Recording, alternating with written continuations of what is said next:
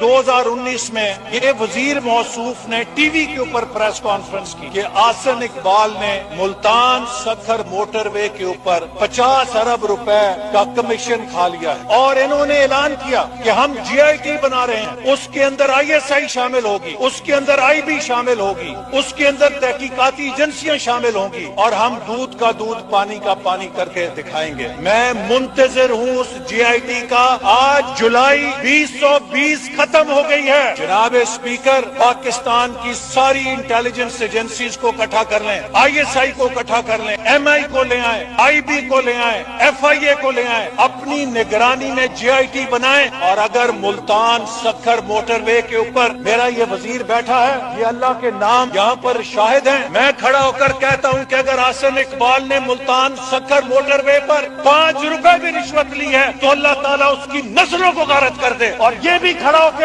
یہاں پر جواب دے کہ اگر یہ اپنے الزام میں سچا ہے، یہ بیان دے کہ آسن اقبال نے کمیشن لیا ہے، اور اگر میں جھوٹا ہوں تو اللہ تعالیٰ اس کی نسلوں کو غارت کر دے۔